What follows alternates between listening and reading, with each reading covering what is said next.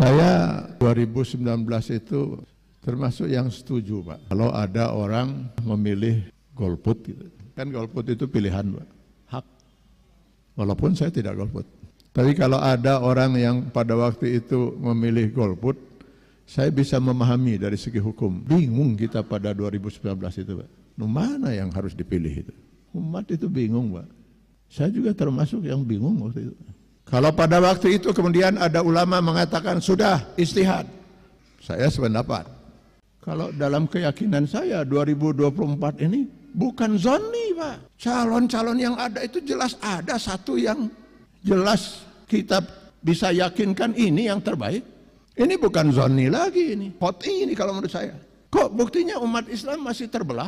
Harusnya umat Islam tuh bersatu dan pilihannya hanya satu. Sudah jelas kok. Terbelah lagi itu kalau menurut saya, kok bisa umat Islam bisa terbelah lagi?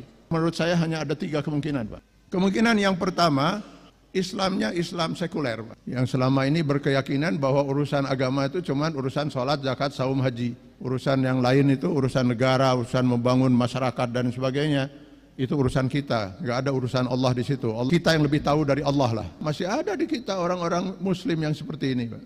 Kemungkinan yang kedua, Islam KTP. Ya, supaya jangan sampai di KTP itu kolom agama tidak terisi lah. Kemungkinan ketiga, ini yang paling ditakutkan oleh Rasulullah SAW menimpa umatnya di kemudian hari. Hubbud dunya wa karahiyatul maut. Pentingan duniawi, Pak. Kalau enggak alasan apa lagi, Pak? Masa ada seorang ustadz kemudian jadi salah satu pimpinan di sebuah partai yang didirikan oleh non-muslim dan dipimpin oleh non-muslim.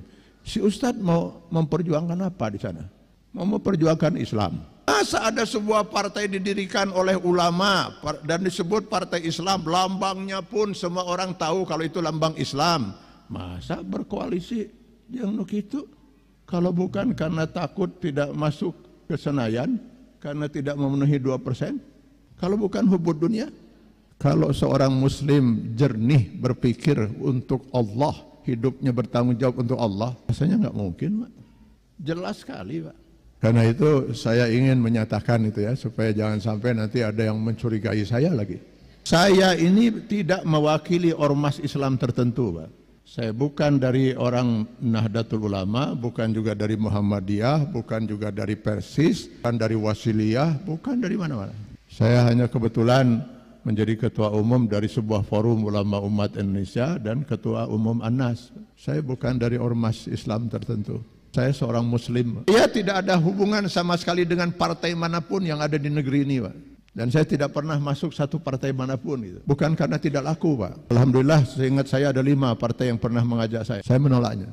Saya tidak mewakili partai manapun. Saya murni sebagai seorang muslim berkewajiban untuk amar ma'ruf nahi munkar, untuk tawasau bil haq. Terserah kepada umat Islam mau mengikuti atau tidak. Paling tidak saya sudah menyampaikan apa yang menjadi kewajiban saya untuk saya sampaikan. Selamat dunia dan akhirat, ini soal pilih memilih. Tanggal 14 Februari nanti jangan pernah memilih golput. Haram golput, saya yakin itu. Kenapa? Jelas ada yang perlu dipilih. Jelas ada yang terbaik. Kalau kita kemudian tidak memilih, artinya kita memberikan peluang untuk yang tidak baik terpilih. Itu sebabnya saya berani mengatakan itu haram. Datang ke TPS, ucapkan Bismillahirrahmanirrahim, coblos 1.